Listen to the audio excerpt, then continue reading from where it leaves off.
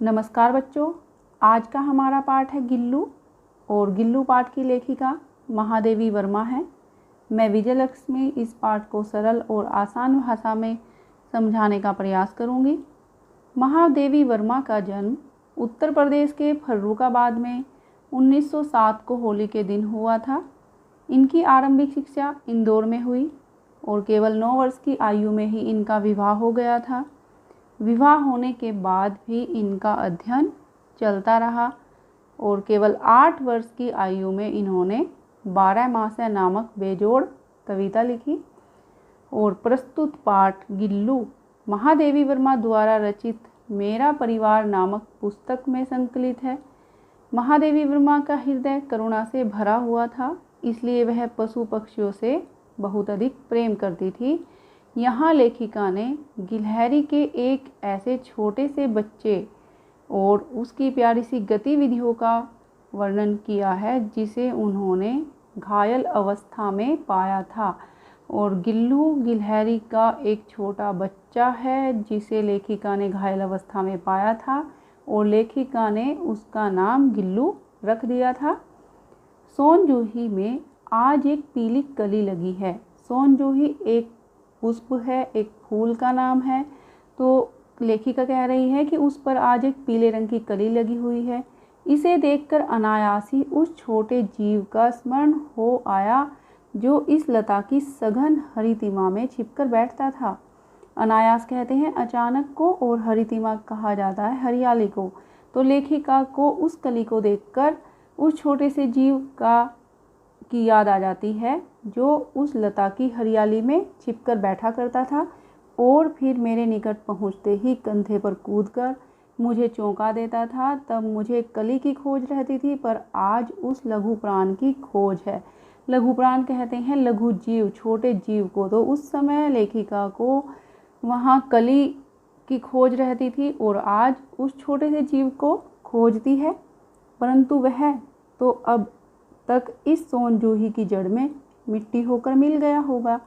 कौन जाने स्वर्णिम कली के बहाने वही मुझे चौंकाने ऊपर आ गया हो।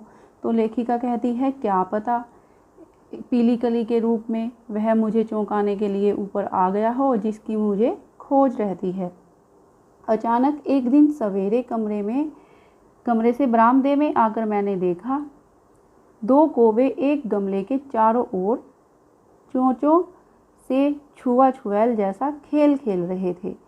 तो छुआ छुएल कहते हैं कि छूना और छूकर छुप जाना और फिर से छूना। तो 2 कौवे गमले के पास छुआ छुएल का खेल खेल रहे थे। यह काक भुसुंडी भी विचित्र पक्षी है, एक साथ समादृत, अनादृत, अति सम्मानित, अति अवमानित। काक भुसुंडी कौवे को कहा जाता है और लेखिका कह रही है कि यह विचित्र है, एक साथ समादृत, अर्थात हम इनको श्राद्ध पक्ष में इनका हम सम्मान करते हैं और वैसे हम इनका अनादर करते हैं। हम इनकी आवाज़ को और कौवे को पसंद नहीं करते, क्योंकि जो कौवे की आवाज़ होती है वह हमारे कानों को अच्छी नहीं लगती। हमारे बेचारे पुरखे न गरुड़ के रूप में आ सकते हैं, न मयूर के और न हंस के। मयूर कहते हैं मोर को, कि हमारे जो पूर्वज हैं वह न गरुड़ के रूप में आ सकते, न मोर के और न हंस के। उन्हें पितर पक्ष में हमसे कुछ पाने के लिए काक बनकर ही अवतीर्ण होना पड़ता है, अर्थात काक बनकर, कौवा बनकर ही आना पड़ता है। इतना ही नहीं, हमारे दूरस्थ प्रियजनों को भी अपने आने का मधु संदेश इनके कर्कश स्वर में ही देना पड़ता है। और जो हमारे प्रिय होते हैं, जो रिश्तेदार होते हैं, उनके आने का संदेश भी यह अपनी कर्कश आवाज़ में हमें देते हैं। और दूसरी ओर हम कौवा और काँव काँव करने को अवमानना के अर्थ में ही प्रयुक्त करते हैं।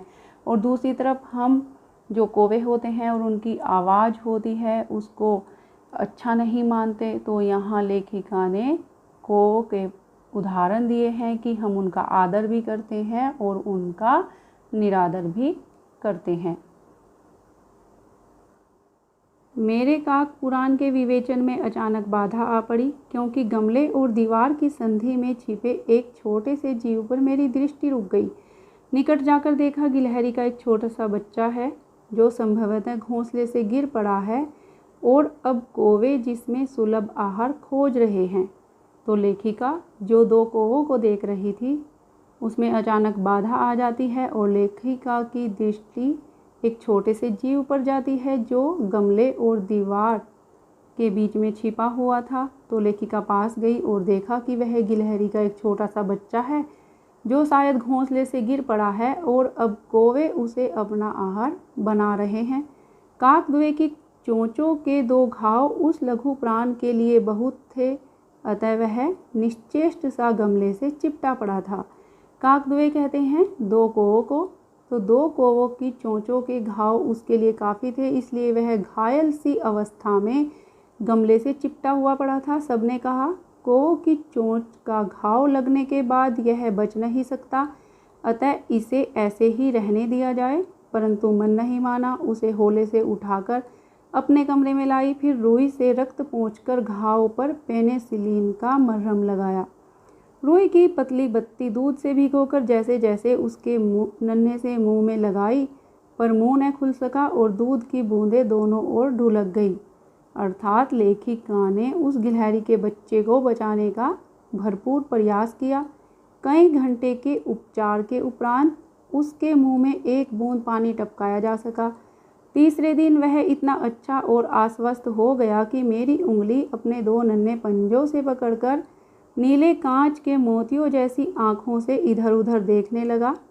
3-4 मास में उसके स्निग्ध रोए, झब्बेदार पूँछ और चंचल चमकीली आँखें सबको विस्मित करने लगी। स्निग्ध कहते हैं चिकने रोए, तो सबको आश्चर्य में डालने लगी उसकी झब्बेदार पूँछ और उसके चिकने रोए। हमने उसकी जातिवाचक संज्ञा को व्यक्तिवाचक का रूप दे दिया और इस प्रकार हम उसे गिल्लू कहकर पुकारने लगे। तो जो गिलहरी होती है वह जातिवाचक संज्ञा में आती है, तो लेखिका ने उसे व्यक्तिवाचक का रूप दे दिया क्योंकि उसने उसका नाम गिल्लू रख दिया। मैंने फूल रखने की एक हल्की डलिया में रुई बिछाकर उसे तार से खिड़की पर लटका दिया। वहीं 2 वर्ष गिल्लू का घर रहा। वह स्वयं हिलाकर अपने घर में झूलता और अपनी कांच के मनकोसी आँखों से कमरे के भीतर और खिड़की से बाहर न जाने क्या देखता समझता रहता था, परंतु उसकी समझदारी और कार्यकलाप पर सबको आश्चर्य होता था। अर्थात जब वह अपने आप से ही अपने झूले को हिलाता था और जो क्रियाएं वह करता था उसको देखकर सबको हैरानी होती थी। जब मैं लिखने बैठती तब अपनी ओर मेरा ध्यान आकर्षित करने की उसे इतनी तीव्र इच्छा होती कि उसने एक अच्छा उपाय खोज निकाला। वह मेरे पैर तक आकर सर से पर्दे पर चढ़ जाता और फिर उसी तेजी से उतरता। उसका यह दौड़ने का क्रम तब तक चलता जब तक मैं उसे पकड़ने के लिए न उठती। कभी मैं गिल्लू को पकड़कर एक लंबे लिफाफे में इस प्रकार रख देती कि उसके अगले 2 पंजों और सिर के अतिरिक्त सारा लघुगात लिफाफे के भीतर बंद रहता। लघुगात कहते हैं छोटे शरीर को। छोटा शरीर इस अद्भुत स्थिति में कभी कभी घंटों मेज पर दीवार के सहारे खड़ा रहकर वह अपनी चमकीली आँखों से मेरा कार्यकलाप देखता रहता। तो लेखिका जो भी काम करती थी वह इसी स्थिति में उसे देखता रहता था। भूख लगने पर चिक चिक करके मानो वह मुझे सूचना देता और काजू या बिस्कुट मिल जाने पर उसी स्थिति में लिफाफे से बाहर वाले पंजों से पकड़कर उसे कुतरता। फिर गिल्लू के जीवन का प्रथम वसंत आया। नीम चमेली की गंध मेरे कमरे में होले होले आने लगी। होले होले का अर्थ होता है धीरे धीरे। बाहर की गिलहरियाँ खिड़की की जाली के पास आकर चिक चिक करके न जाने क्या कहने लगी। शायद वह गिल्लू को बुलाती थी। गिल्लू को जाली के पास बैठकर अपनेपन से बाहर झांकते देखकर मुझे लगा कि इसे मुक्त करना आवश्यक है, कि इसे खाली छोड़ देना चाहिए, खुला छोड़ देना चाहिए। इसे अब झूले में नहीं रखना चाहिए, कमरे में नहीं रखना चाहिए। मैंने कीले निकालकर जाली का एक कोना खोल दिया और इस मार्ग से गिल्लू ने बाहर जाने पर सचमुच ही मुक्ति की सांस ली। इतने छोटे जीव को घर में पले कुत्ते बिल्लियों से बचाना भी एक समस्या ही थी। तो लेखिका ने घर में कुत्ते और बिल्ली को जो पाल रखा था उनसे बचाना भी लेखिका के लिए एक समस्या थी, क्योंकि गिल्लू बहुत छोटा जीव था। आवश्यक कागज पत्रों के कारण मेरे बाहर जाने पर कमरा बंद ही रहता है। मेरे कॉलेज से लौटने पर जैसे ही कमरा खोला गया और मैंने भीतर पैर रखा, वैसे ही गिल्लू अपने जाली के द्वार से भीतर आकर मेरे पैर से सिर और सिर से पैर तक दौड़ लगाने लगा। तब से यह नित्य का क्रम हो गया, यानी तब से वह रोज़ाना ऐसा ही करने लगा। मेरे कमरे से बाहर जाने पर गिल्लू भी खिड़की की खुली जाली की राह बाहर चला जाता और दिन भर गिलहरियों के झुंड का नेता बन हर डाल पर उछलता कूदता रहता और ठीक 4 बजे वह खिड़की से भीतर आकर अपने झूले में झूलने लगता। मुझे चौंकाने की इच्छा उसमें न जाने कब और कैसे उत्पन्न हो गई थी। कभी फूलदान के फूलों में छिप जाता, कभी पर्दे की चुन्नट में और कभी सोन जूही की पत्तियों में। मेरे पास बहुत से पशु पक्षी हैं। लेखिका यहाँ कह रही है कि मेरे पास बहुत से पशु पक्षी हैं और उनका मुझसे लगाव भी कम नहीं है, परंतु उनमें से किसी को मेरे साथ मेरी थाली में खाने की हिम्मत हुई है, ऐसा मुझे स्मरण नहीं आता, ऐसा मुझे याद नहीं है। गिल्लू इनमें अपवाद था। गिल्लू इनमें सबसे अलग था। मैं जैसे ही खाने के कमरे में पहुंचती, वह खिड़की से निकलकर आंगन की दीवार बरामदा पार करके मेज पर पहुंच जाता और मेरी थाली में बैठ जाना चाहता। बड़ी कठिनाई से मैंने उसे थाली के पास बैठाना सिखाया, जहां बैठकर वह मेरी थाली में से एक एक चावल उठाकर बड़ी सफाई से खाता रहता।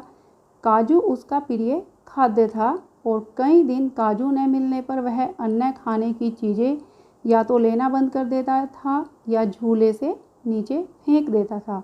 उसी बीच मुझे मोटर दुर्घटना से आहत होकर कुछ दिन अस्पताल में रहना पड़ा।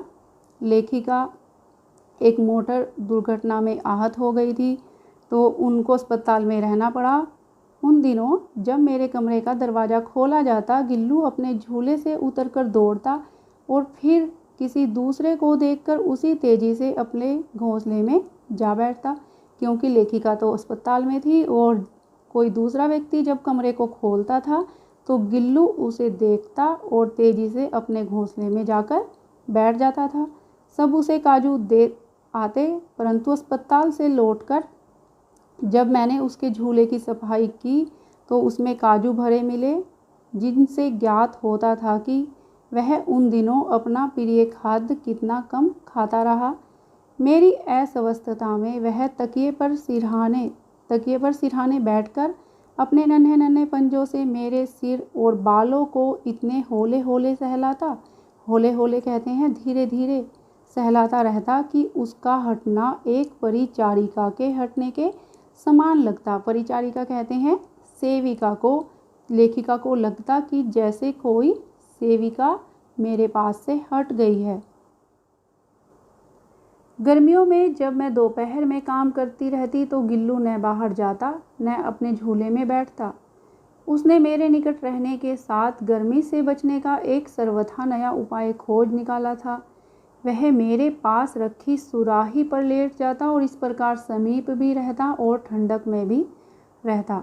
सुराही घड़े की तरह होती है जिसमें पानी भरते हैं। पानी को ठंडा रखने के लिए सुराही में भरा जाता है और समीप पास को कहते हैं। तो लेखिका के पास ही गिल्लू रहता था। वह लेखिका के पास रहता था क्योंकि लेखिका भी उससे बहुत अधिक प्रेम करती थी और सुराही पर लेटने से गिल्लू को ठंडक भी मिलती थी और वह लेखिका के पास भी रहता था। गिलहरियों के जीवन की अवधि 2 वर्ष से अधिक नहीं होती, अतः गिल्लू की जीवन यात्रा का अंत आ ही गया। तो गिलहरियों का जो जीवन होता है वह 2 वर्ष का होता है, इसलिए गिल्लू की जो जीवन यात्रा थी वो समाप्त होने को थी। दिन भर उसने न कुछ खाया न बाहर गया। रात में अंत की यातना में भी वह अपने झूले से उतरकर मेरे बिस्तर पर आया और ठंडे पंजों से मेरी वही उंगली पकड़कर हाथ से चिपक गया जिसे उसने अपने बचपन की मरणासन्न स्थिति में पकड़ा था, और अपने अंत की यातना में भी, अपने अंतिम क्षणों में भी वह झूले से उतरा और लेखिका के बिस्तर पर आया और लेखिका की उसी उंगली को उसने पकड़ लिया जिससे उसने बचपन में पकड़ा था जब वह मरने की अवस्था में था और लेखिका ने उसे बचाया था।